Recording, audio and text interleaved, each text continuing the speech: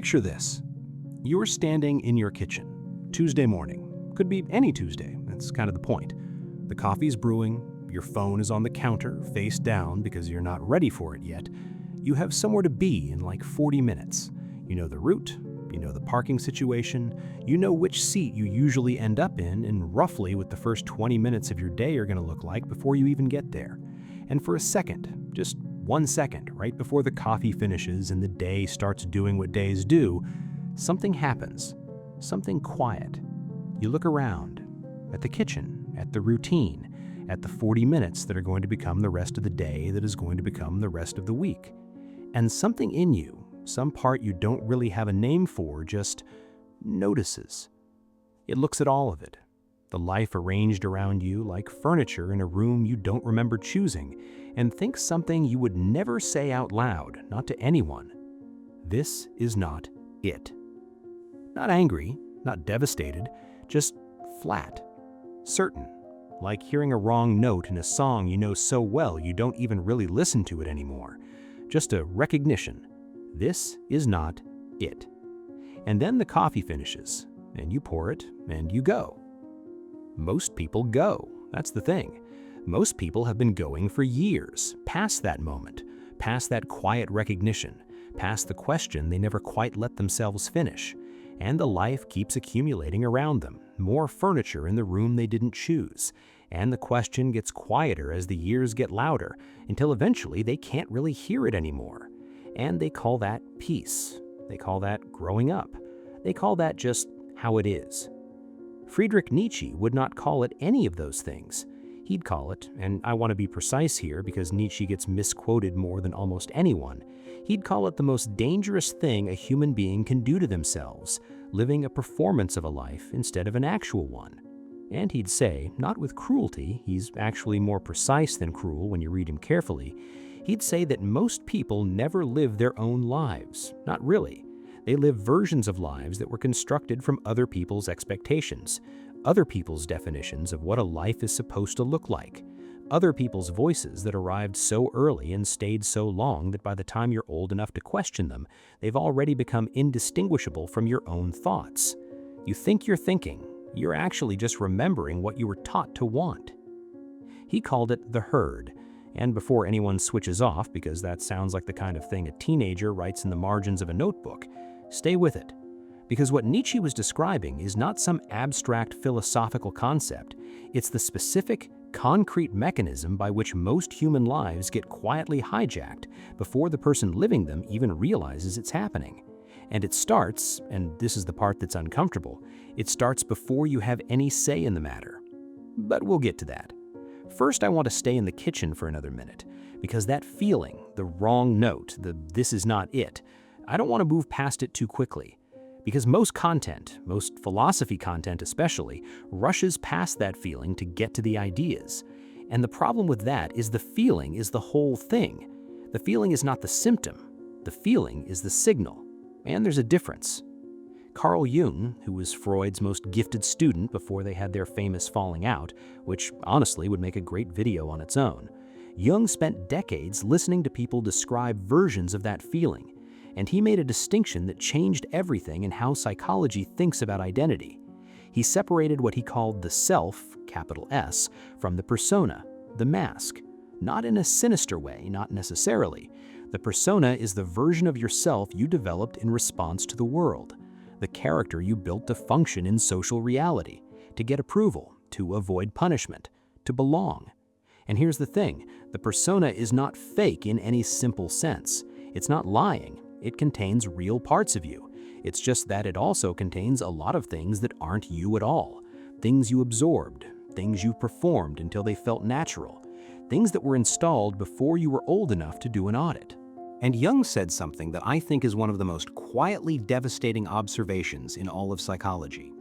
He said, the persona becomes dangerous not when it's obviously wrong, but when it's working, when it's functional, when it gets you the job and the relationship and the respect and the apartment and everything that from the outside looks like a successful life. Because when the persona works, there's no obvious reason to question it. The pain isn't sharp enough to force a confrontation. It's just that flat recognition, that wrong note, that this is not it in the kitchen at 7 in the morning that you pour the coffee over and go. Jung called the process of that mask taking over, and I think his term for it is actually more precise than anything that came after. He called it inflation of the persona. The mask grows, the self underneath it shrinks, not because anything terrible happened, not because anyone did anything obviously wrong, just because the world kept rewarding the mask and the self kept having to wait. And it waits. That's the thing Jung was clear about. The self doesn't disappear, it waits. It shows up at 7 in the morning in a kitchen when the coffee is brewing. It shows up in the middle of a conversation you had 100 times before. It shows up at 3 in the morning when you can't sleep and can't explain why. It's been trying to get your attention for years. Most people just never stop long enough to hear it. Now, Nietzsche. Nietzsche wrote, and I want to quote this carefully because it's one of those lines that sounds simple until you actually sit with it. He wrote, "The individual has always had to struggle to keep from being overwhelmed by the tribe. If you try it, you will be lonely often and sometimes frightened, but no price is too high to pay for the privilege of owning yourself." Owning yourself. That phrase, not finding yourself, which is the language of self-help and has been so thoroughly diluted it barely means anything anymore. Owning yourself, which implies, and this is what Nietzsche actually meant, that there is a version of you that you currently do not own, that is owned by something else, by the tribe, by the herd, by the accumulated weight of other people's expectations that you've been carrying so long you've stopped noticing it's not yours. The herd in Nietzsche's philosophy is not a group of evil people trying to suppress you. That's the teenage reading. The actual reading is more disturbing because it's less dramatic. The herd is just the default. It's the path of least resistance. It's what happens when nobody questions anything. It's the society-wide agreement about what a good life looks like, what a successful person does, what a real adult has achieved by a certain age, what kinds of wanting are acceptable and what kinds are suspicious. And it enforces itself not through violence or even explicit pressure most of the time. It enforces itself through something much more effective, through the withdrawal of belonging, through the specific social coldness that descends when you deviate, through the look on people's faces when you say you're thinking about leaving the job or ending the relationship or pursuing the thing you actually care about or just stopping for a while because something is wrong and you need to figure out what. That look, the one that says, "We're worried about you," but actually means, "We're uncomfortable with your question because it's pointing at ours." Erik Erikson, American psychologist, 20th century, did some of the most important work on identity development that exists. He identified something he called identity foreclosure. And I think this concept explains more about how adult lives go wrong than almost anything else in psychology, and it almost never gets talked about outside of academic contexts. Here's what identity foreclosure is. At some point in late adolescence or early adulthood, or sometimes earlier, sometimes later, it varies, a person is supposed to go through what Erikson called an identity crisis. Not a breakdown, not a catastrophe, a crisis in the philosophical sense, a confrontation with the question of who you actually are, separate from who you've been told to be. What you actually value, what you actually want. Who are you when nobody is watching and nobody is grading you? This is supposed to be uncomfortable and disorienting, and it's supposed to take time. It's supposed to be, in some sense, the most important work of early adulthood. But most people don't do it. Not really. And the reason they don't is the same reason most important things don't get done. It's uncomfortable, and the alternative is right there. The alternative is to take the identity that was prepared for you by your parents, by your culture, by your class background, by your religion if you have one, by your school, by the social group you grew up in, and to just wear it. To foreclose on the question before it can become genuinely threatening. To say, "This is who I am," before you've actually checked whether that's true. And it's not a conscious decision. That's the important thing. Nobody decides to foreclose. It just happens. You just kind of slip into the shape that was waiting for you. And it fits well enough. It passes the tests.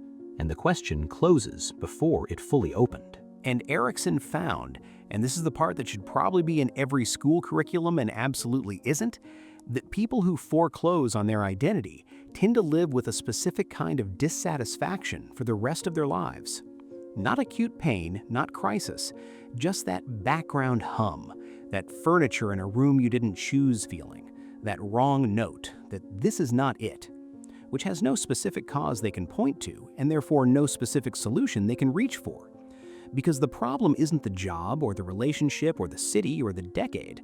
The problem is that the person who got the job and the relationship and the city was never fully examined. The problem is that somewhere back there the question got closed before it was answered. Now, and I want to bring in some science here because I think it matters. I think it makes this feel less like philosophy and more like what it actually is, which is just a description of a real mechanism. Solomon Asch, social psychologist, 1950s, famous experiments on conformity. Asch put people in a room with a group of actors and showed them two lines of obviously different lengths, and he asked them which line was longer. The actors all gave the obviously wrong answer, and Asch found that roughly 75% of participants went along with the obviously wrong answer at least once, not because they genuinely couldn't see the difference, because the social pressure of being the only person in the room giving a different answer was more uncomfortable than giving an answer they knew was wrong. Let that sit for a second. 75% of people will deny the evidence of their own eyes, will lie essentially to themselves, rather than tolerate the discomfort of contradicting the group. Now, Asch was studying a single moment in a laboratory. Nietzsche was studying a lifetime. And what Nietzsche was pointing at is that the Asch experiment isn't something that happens once in a controlled setting. It's something that happens every day, in every meeting where you don't say what you actually think, in every conversation where you present the version of yourself that will be well received rather than the one that is accurate, in every choice about what to pursue and what to want, and what to be seen wanting and what to keep hidden, in every Tuesday morning where you pour the coffee and go without stopping to hear what the thing underneath is trying to tell you. You have been in the Asch experiment your entire life. Most of the time, you have chosen the room, not because you're weak, because you're human. Because belonging is not a luxury, it is, at a neurological level, a survival need. The brain processes social exclusion in the same regions it processes physical pain. Rejection hurts because for most of human evolutionary history, exclusion from the group was a death sentence. The herd is not just a social construct, it is a biological imperative that you inherited from ancestors who needed it to survive. Nietzsche knew this. He wasn't condemning anyone for being subject to it. He was just asking, and this is the question that most people find unbearable, he was just asking whether you were going to be subject to it consciously or unconsciously, whether you were going to choose the room awake or asleep. Because there's a difference. There's a genuine difference, and it's the only difference Nietzsche thought actually mattered. Martin Heidegger, German philosopher, early 20th century, complicated personal history, we don't have time to get into all of it, but philosophically one of the most important thinkers of the last 100 years, Heidegger wrote about what he called das Man, which translates roughly as the they, the anonymous social voice, the one that tells you how things are done, what is normal, what a proper life looks like, what kinds of projects are worth taking seriously and what kinds are a bit much. Das Man is not a specific person. It's not your parents, though your parents carry it. It's not your boss, though your boss embodies it. It's the background radiation of social existence, the constant ambient hum of how one lives. And Heidegger's insight, which is genuinely disturbing once you follow it all the way, is that Das Man is the default mode of human existence. It's what runs when you're not paying attention, which is most of the time. Not because you're careless, because consciousness is exhausting, and the default mode is extremely well designed to feel like it's you. Heidegger called the move away from Das Man towards something genuinely yours, Eigentlichkeit, authenticity. But, and this is crucial, this is the part that gets lost in every pop psychology version of this concept, Heidegger's authenticity is not a destination. It's not a state you arrive at enough therapy and journaling and sabbaticals. It's a confrontation, an ongoing, uncomfortable, never fully resolved confrontation with your own existence, with the fact that you are here specifically with this specific life, with a specific and finite amount of time, and that most of that time is being spent inside the default mode without your full knowledge or consent. Authenticity for Heidegger is not the discovery of a secret true self waiting to be liberated. It's the practice of catching yourself running on autopilot and choosing each time whether to continue, which sounds exhausting. And it is, which is partly why most people don't do it. And now I want to stay here for a moment because I think this is where a lot of philosophy content gets it wrong. It makes this all sound like a problem to be solved, like if you just read enough Nietzsche or go on enough retreats or quit your job and travel for a year, you'll eventually crack it. You'll find the authentic self. You'll come home and live from that place and the wrong note will finally stop. And that's not what any of these thinkers are actually saying. That's the comfortable version, the version that can be sold. The actual version is harder and stranger and less marketable. Albert Camus, who is relevant here not as a pessimist, which is how he usually gets framed, but as someone who understood very precisely what it costs to look at your life clearly, Camus wrote about what he called the moment of awakening, the moment when the machinery of daily life briefly breaks down, when the routine, the roles, the going, all of it loses its automatic quality for just a second, and you see it from the outside. And he said, and I think this is one of the most honest things anyone has ever written about this specific experience, he said, the awakening is not a gift. It feels like one sometimes in retrospect, but in the moment it is disorienting and frightening, because what it takes away is the comfort of the automatic, and the automatic is enormously comfortable. It takes away the need to decide. It takes away the need to question. It takes away the need to feel the gap between what you are living and what you might be. It just runs. And running is so much easier than stopping. Camus described 3 responses to the moment of awakening. The first is what he called philosophical suicide. You see the emptiness underneath the performance, the gap between your life and your actual self, and you fill it with something. Religion, ideology, a new obsession, a new relationship, a new city, anything that restores the automatic quality, anything that closes the question back down before it fully opens. This is the most common response. It's not stupidity, it's pain management. The question hurts, and closing it brings relief. The problem is, it comes back. It always comes back. In a kitchen on a Tuesday morning when the coffee is brewing. The second response is physical suicide, which Camus took seriously as a philosophical response to the absurd, even if he ultimately rejected it. This is not where we're going today, and if you're in a place where that's a live question rather than a philosophical one, please talk to someone. The number's in the description. The third response, the one Camus called revolt, is the difficult one, the one he actually advocated for. And it's not dramatic. It doesn't look like anything from the outside. It's the decision to continue, consciously, with full knowledge of the gap, without filling it with something that closes the question back down before it fully opens. To live inside the question, to pour the coffee and go, but this time knowing exactly what you're doing, to carry the wrong note without resolving it, to be, as Camus put it, an absurd hero, which sounds grand until you realize what it actually means in practice, which is just being honest, every day, about the gap, without flinching from it and without letting it eat you alive. That's harder than it sounds. That's genuinely, practically, daily life harder than it sounds. Now, I want to bring this back to Nietzsche because we've been circling his philosophy, and I want to land on the specific idea that I think is the most useful and the most misunderstood and the most relevant to the life you're actually living. Nietzsche's concept of the Übermensch, which gets translated as Superman or Overman and gets used to justify all kinds of things Nietzsche would have found repellent. He was not a nationalist, he was not a proto-fascist. He actually hated German nationalism quite specifically and said so repeatedly. The Übermensch is not about being better than other people. It's about being more fully yourself than the herd allows.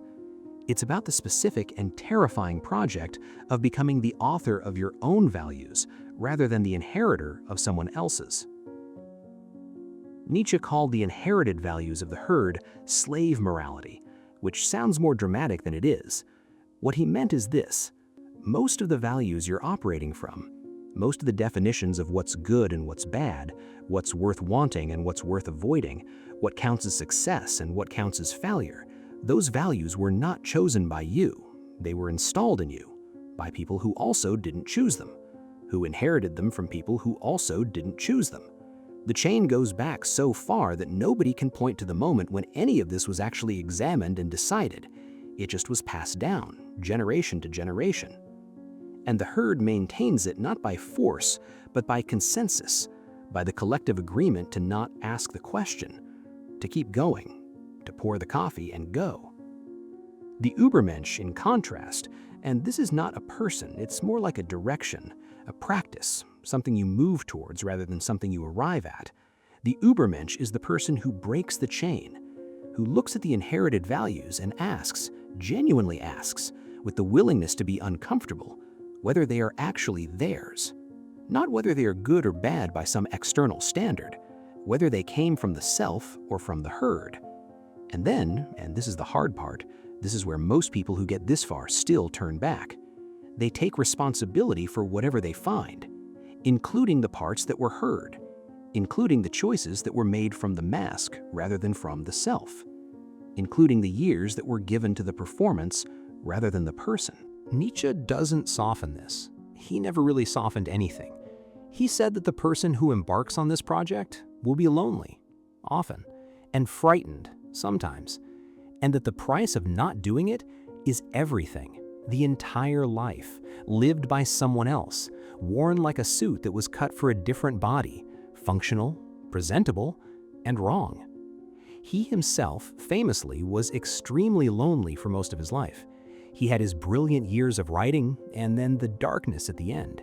He wrote about the courage to live without the herd's approval and then spent years desperately seeking the approval of specific people, Wagner, his sister, various women who mostly found him too intense. The philosophy is harder than the philosopher. It's always harder than the philosopher. That's not a criticism of Nietzsche.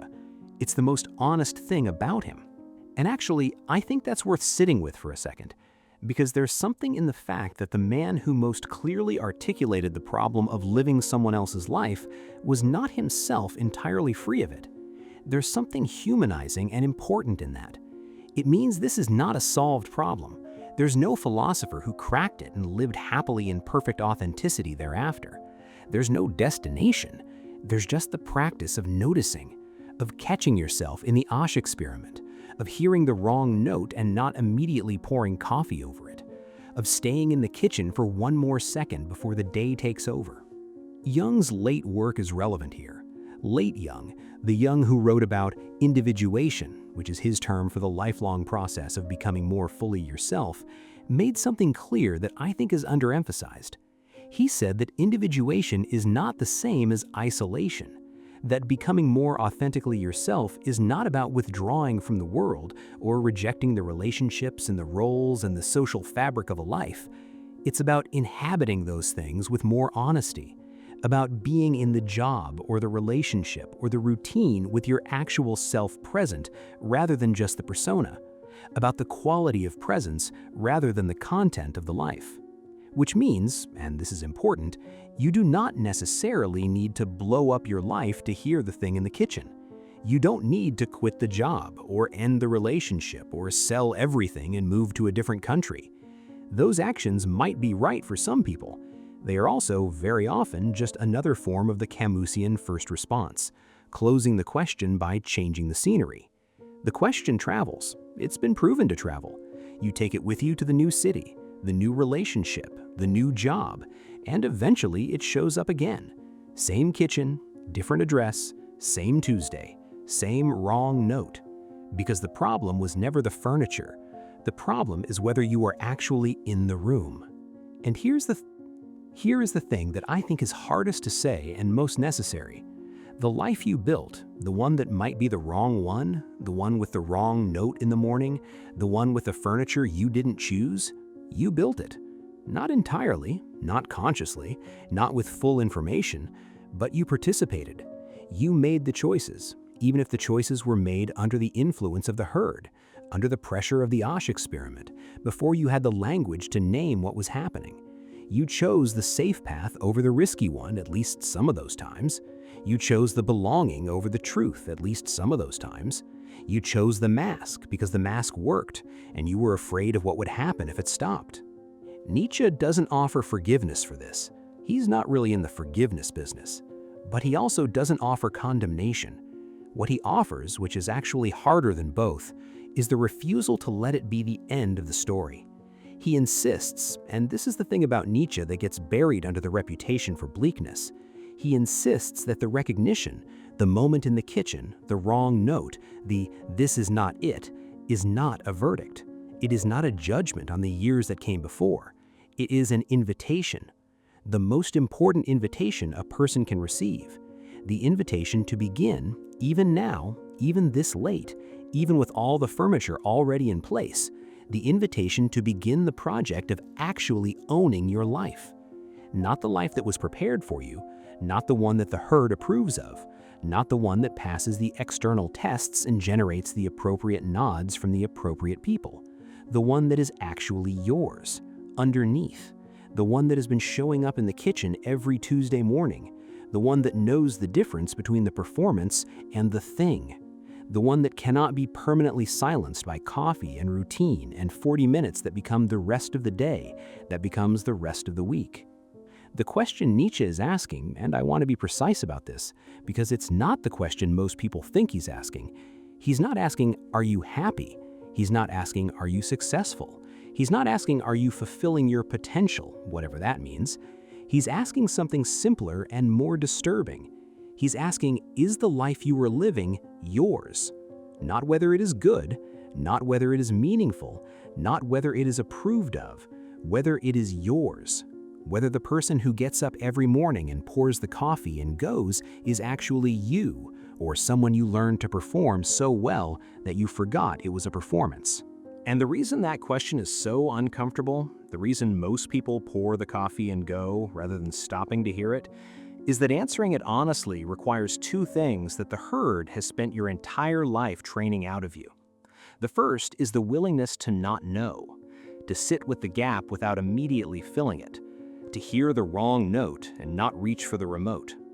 The second is the willingness to be wrong, to look at the life you have built, the choices you have made, the performance you have refined, and to hold the possibility that some significant portion of it was not yours.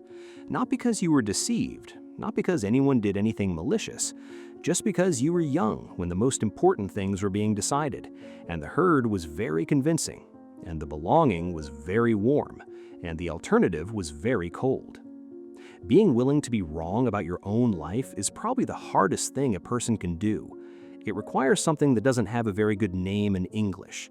The German word Nietzsche would have used might be Mut, courage, but it's a specific kind of courage, not the courage to do something difficult, the courage to see something difficult, the courage to look at the kitchen and the coffee and the 40 minutes and the life arranged around you like furniture in a room you don't remember choosing, and to not look away, to stay with the recognition, to let the question be fully formed even when finishing it is frightening. Because here is what's on the other side of the question. Not a better life necessarily, not certainty, not freedom from the herd because you are a social animal and the herd is where you live, not even happiness, which Nietzsche thought was a fairly mediocre goal anyway. What's on the other side of the question is presence, the specific quality of being actually in your own life rather than watching it from behind the persona. The difference between doing the things you do because the herd expects them and doing them because you have looked at them honestly and decided, even inside the constraints, even with the furniture still in place, that they are yours. That distinction changes nothing on the outside. It changes everything on the inside. It changes the quality of every Tuesday morning. It changes what the coffee tastes like. It changes what the 40 minutes mean. Camus' absurd hero does not have a better life than anyone else. He has the same life, the same furniture, the same routine, the same eventual death. What he has that other people don't is the quality of his presence inside it, the full weight of his consciousness applied to the actual life he is living, rather than the performance of a life someone else designed. That's not everything, but it's more than most people ever have.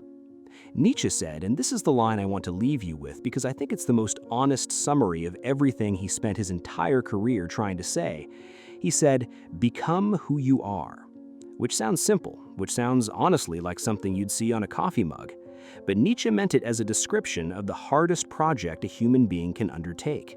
Not find who you are, not discover who you are, become. As in, it is not waiting for you fully formed.